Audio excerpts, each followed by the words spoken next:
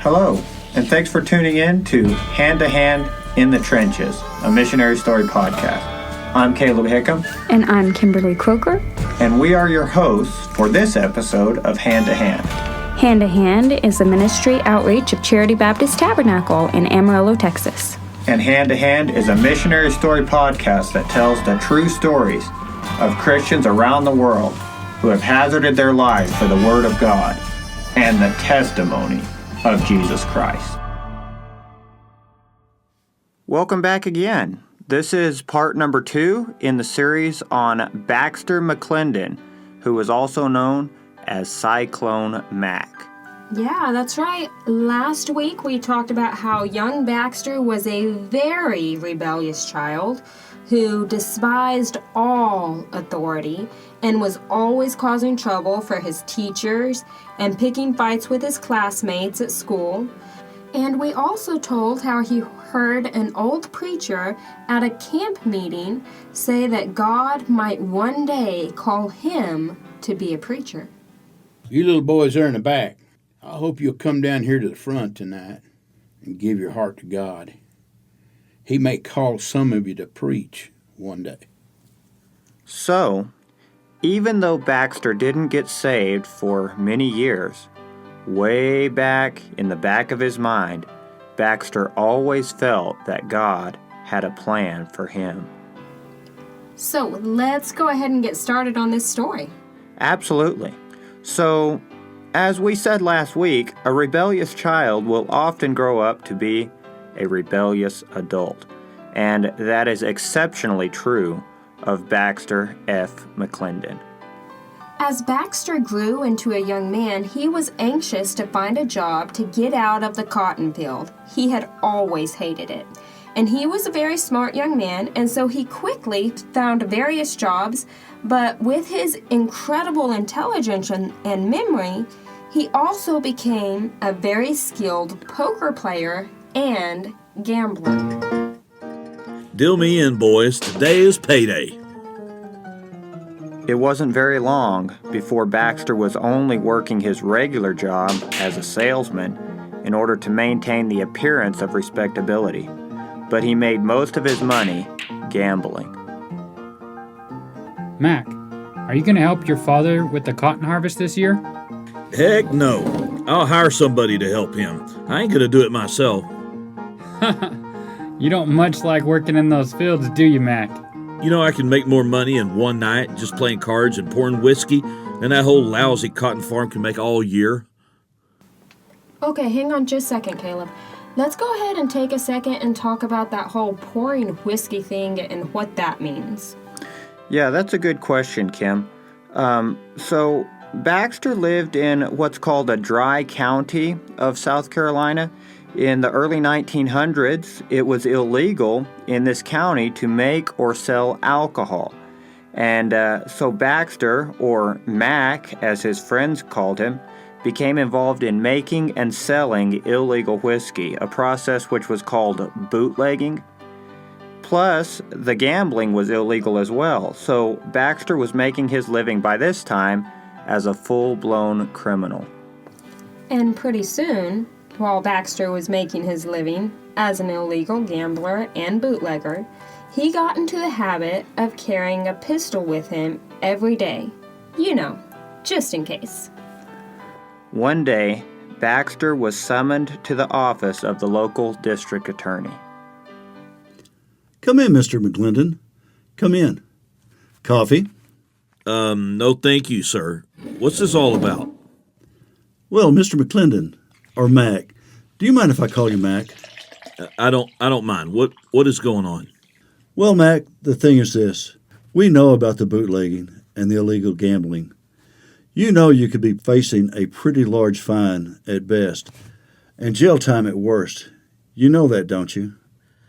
Okay. But Mack, I know you're a good young man.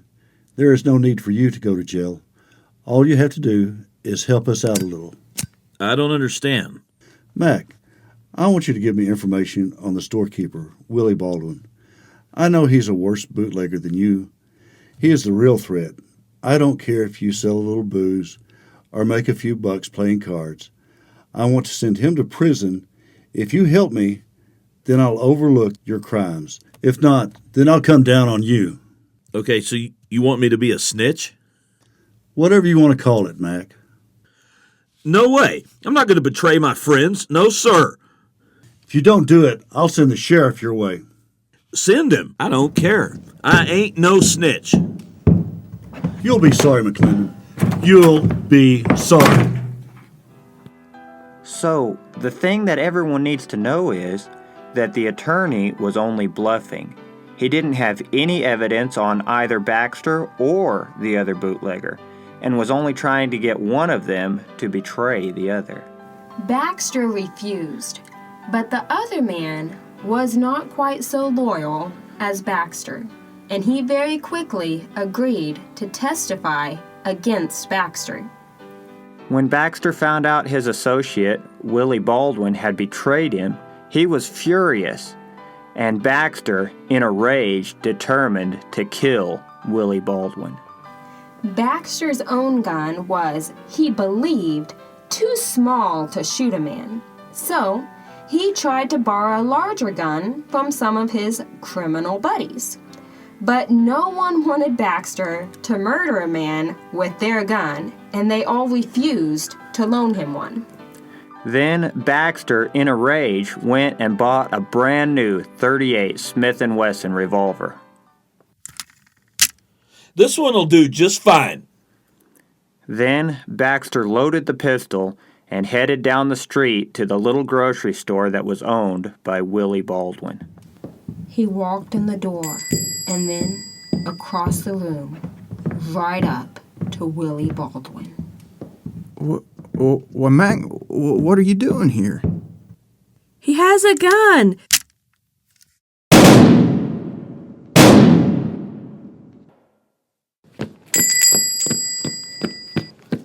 Somebody call the sheriff! A man has been shot! Call the sheriff! Get a doctor!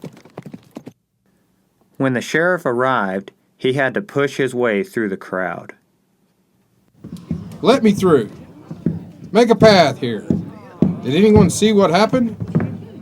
I did, Sheriff. It was Baxter McLendon. He walked right in here and shot Willie 4 or 5 times and ran out the back door. Did anybody else see where he went after that? Yeah, I saw him steal a horse and buggy and ride off down the Clio Road. He'll be hiding in the swamps by now. All right. I need every able-bodied man to get your horse, gun, and start in to search the swamp for Baxter McLendon. Bring your hunting dogs, too, if you got any. Bring him in. Okay, guys, this is going to sound insane, but there was almost 1,000 men. I repeat, 1,000 men began searching through the woods and swamps trying to find Baxter. They found the stolen horse and buggy, which Baxter had abandoned outside of town, but they couldn't find Baxter. When Baxter abandoned the buggy, he took off on foot and hid in the swamps throughout the night, listening to the sounds of men on horses and baying hounds as they searched through the woods and swamps trying to find him. When it was dark enough and quiet enough, he snuck up to the house of a friend who lived on a remote farm. Oh my goodness, Baxter! What are you doing here? Why did you do it? You killed one man, and the other one is gonna die too, looks like. Get in here before someone sees you. Why, I only shot one man. You shot at one man, but I heard one of your bullets hit a bystander. The sheriff and 3 men were here only a few minutes ago. If they catch you, they'll likely hang you. It was decided that Baxter should hide in the swamps until the following night, and, in the meantime, his friend would go into town and try to get all the facts. Baxter spent the rest of the night and all the next day hiding alone in the swamp. Oh, God, what have I done? Now I'm a murderer. I believe you called me to preach as a little boy. Now I've destroyed my life. Oh, God, what have I done? Late that night, Baxter met with his friend in an old shed on the farm. What did you find out? Are they both dead? Good news, Mac. I was wrong. There was only one man shot. Willie Baldwin. Thank God. Not only that, but he was only wounded. The doc thinks he will get better. Maybe he won't die at all. Oh, Lord, please don't let him die. I promise I'll live for you if you'll let him live. I can't preach if I have blood on my hands. Lord, please. Baxter told his friend that he would go to the sheriff and surrender, but his friend said no, because the town was still too excited. You should leave the state for a while, Mac. There's no need for you to risk being hung. So Baxter left the state, and he hopped around a little here and there, and eventually he ended up working in Florida for a time. But, as is always the case, he failed to keep his promise to live for God. And after all, Baxter was still lost. And how can a lost man live for God?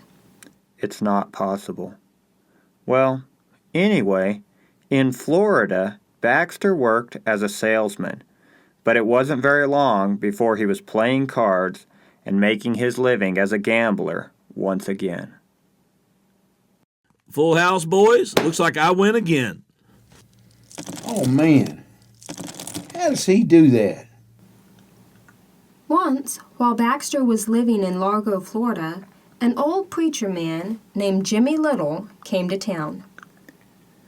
Brother Little had come to preach against alcohol, and he made a large sign that said, "The dirty saloons must go," and hung it on the side of his buggy and started driving through the town.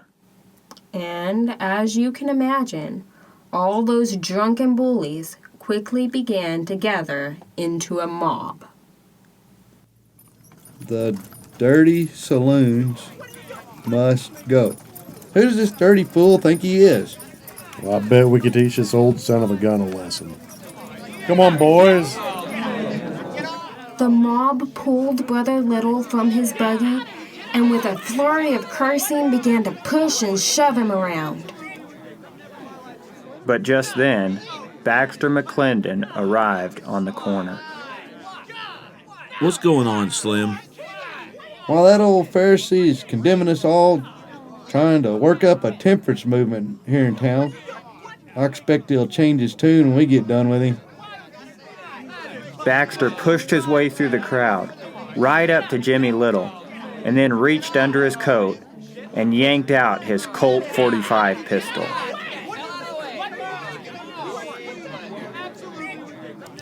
I will kill the first man that lays a hand on this old preacher. He's the only decent man I've seen since I've been in this here town. Mack, why are you defending this old son of a gun? Why, you drink as much as any of us. That may be true, but that don't mean that this old man ain't telling the truth. Now stay back or I'll put a hole in you. Preacher, get up there in your buggy. I'll ride protection with you, and you preach all you want. So, incredibly, Brother Jimmy Little, the preacher, and Baxter McLendon, the gambler and wanted gunman, spent the day driving up and down the streets of Largo, Florida, preaching against the evils of alcohol. Which is just beautiful. It's pretty incredible. Okay, let's go ahead and tell just one more story about Baxter while he was living in Florida. Okay, go ahead. Okay, one night, Baxter met a man and his wife. The man called himself Professor Stryker.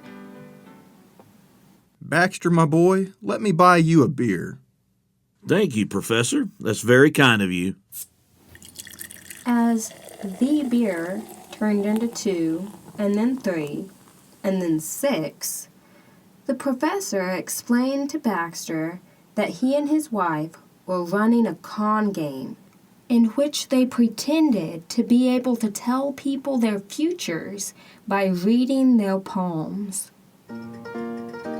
We're making good money, Mac. Real good money. Fact is, business is so good that my wife and I can hardly keep up. Why don't you partner with us, Baxter?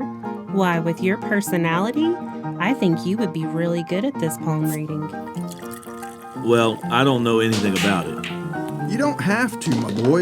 You don't have to know anything about it, because there's nothing to it. Just pretend that you know the future and these fools will give you their money. You can watch us for a few days, and that's all the preparation you'll need. So, Baxter agreed. He immediately began to dress the part by slicking back his hair, waxing his mustache, and putting on a solid black suit. He watched the professor and his wife for a while. He saw how they would ask questions in normal conversation before the reading. And as they would ask questions, they would find out what the person wanted to hear. Then, in the darkened room, they would pretend to read the person's palm. But in all reality, they would just be telling the person exactly what they wanted to hear. Then, Baxter tried it and ran the con game on several people while the professor and his wife listened in. Afterward, they told Baxter that he was perfect for the part. Why, Mac, that was phenomenal. Absolutely phenomenal. You're a natural at this.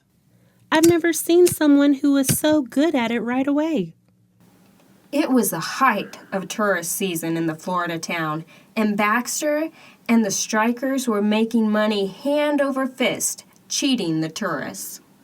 Then, one Sunday afternoon, the professor's wife called Baxter down from his hotel room. Baxter, there's a gentleman here who wants a reading and my husband is on an errand. Will you please take care of him? So, Baxter went down to meet the man. When he got to the hotel lobby, he saw that instead of a tourist, it was a tall, skinny farmer in dirty clothes.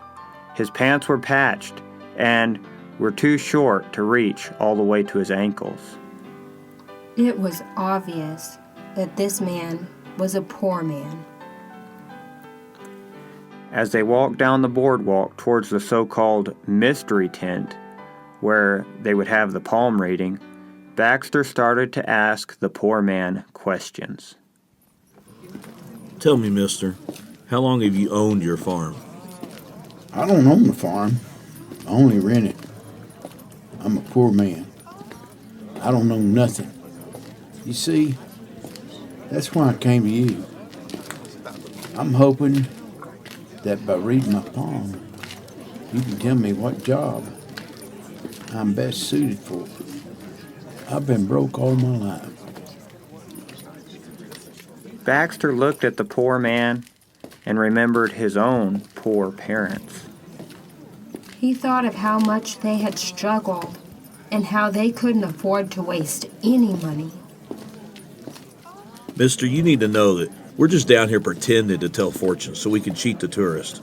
We're just fakers and cheaters. What? You mean to tell me there's nothing to this palm reading? That's exactly what I mean. You keep your money, mister, and use it on something useful because this is pure fake. Thank you, sir, for telling me. You must be a good man. Oh, no. I'm as mean as the devil. Baxter turned and walked back to the hotel room. When he got there, the professor's wife approached him and asked him how much money he had gotten. I told that poor boy that it's all lies and to keep all of his money. I quit this business. I don't want no part of cheating poor people who have nothing. Baxter was in his early 20s by this time. He heard news from home that the man who he had shot had not died. He had gotten well and had moved out of the state. After the excitement had finally died down, everyone in town had come to the conclusion that the town was better off now that Willie Baldwin had moved away. And no one really cared what Baxter had done anymore. It was finally safe for him to come home. So, Baxter returned to Bennettsville, South Carolina. Not long after returning home, he met and married Miss Raina Ratcliffe. They were married on Thanksgiving Day in 1903, when Baxter was 24 years old. Baxter went to barber school, and he became a very skilled barber.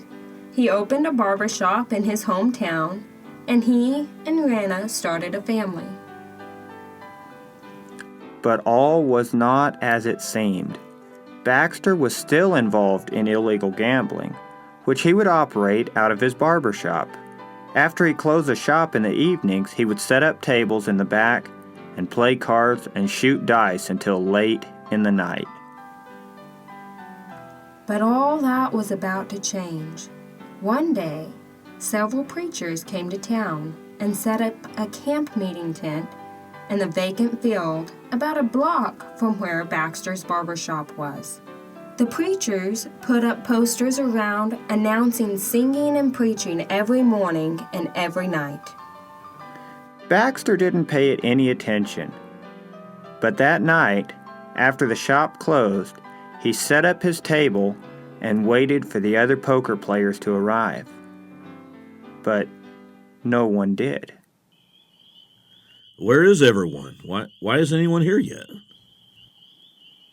When he finally got bored of waiting around in the empty barber shop, Baxter decided to walk around town to try to find somebody to gamble with. There must be somebody to play with tonight. Baxter walked over to the hotel, but he couldn't find any of his buddies. This is so strange. Where are the boys? Then he walked up and down the streets, but the whole town was quiet. The only activity he could detect was the sound of shouting preaching over at the tent, accompanied by a chorus of amens. Finally, Baxter decided to go in the tent, not to hear the preaching, but to look for his friends. He walked in and sat down on the very last bench. Baxter didn't even listen to the preaching, but he spent the entire time scanning the crowd, trying to get the attention of his gambling buddies. But when the service was over, as people were preparing to leave, one of the preachers, Brother Bud Robinson, walked right through the crowd and right up to Baxter, looked him right in the eye, and then he finally spoke. Young man, you know the devil is destroying young men like you all across this country? Then the preacher turned and walked away without another word. Someone standing nearby asked Baxter if he knew the man. Does that man know you, Baxter? No, we have never met. Baxter went home and went to bed. As he lay next to Rana, he could not sleep. The preacher's words went over and over through his head. Young man, you know the devil is destroying young men like you all across this country? Baxter tossed and turned, but he couldn't rest.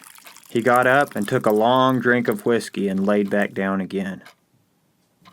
Baxter, what on earth have you done? Nothing. Leave me alone. Something is wrong. You tossed and turned and groaned and moaned all night. You must have done something terrible, and now your conscience is bothering you. I told you it's nothing. Baxter got up and drank some more. By morning, Baxter was already drunk. He went to the barber shop that morning, but he couldn't concentrate on his work. I wish I'd never gone to that tent service. I hate all preachers. I hate all churches. But Baxter could not get the preacher's words out of his head. Young man, you know the devil is destroying young men like you all across this country? So, at 11, Baxter walked back to the tent and sat in the back again. But this time, everyone in the tent saw him slip in. The preacher had a hard time trying to hold everyone's attention because so many people were watching Baxter McLendon, who was obviously under conviction. After the preaching, Baxter tried to soothe his conscience by going down to the altar to pray.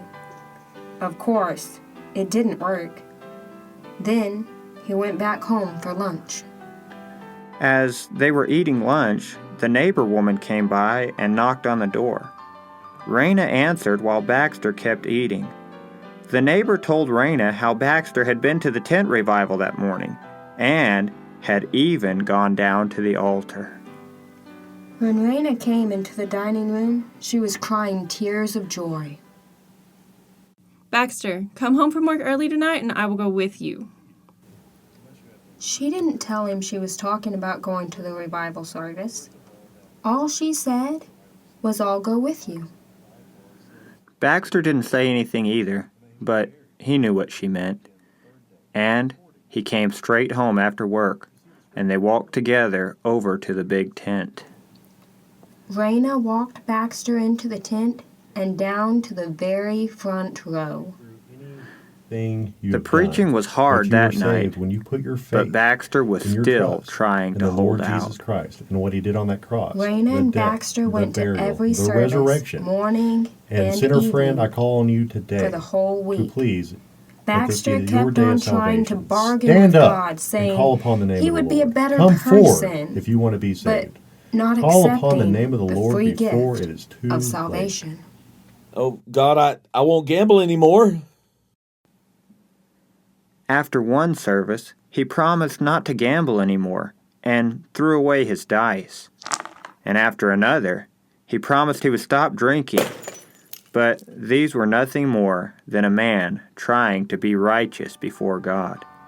And after each time, he knew he was still not good enough for heaven. Then, finally, on the very last night of the meeting, Baxter went to the altar again. Oh, God, I'm so sorry. I know I can never be good enough to be saved. I believe that Jesus died, was buried, and rose again to save my soul. I'm an evil sinner. Please save me. So, that was the night that Baxter was finally born again. And, of course, this news had to come sooner or later. This is where we're going to have to stop for this week. We've already gone on for too long. But it's a pretty good stopping point. And we'll look forward to next week, where we'll get to talk about Baxter's new life in Christ. 2 Corinthians chapter 5, verse 17. Therefore, if any man be in Christ, he is a new creature. Old things are passed away. Behold, all things are become new.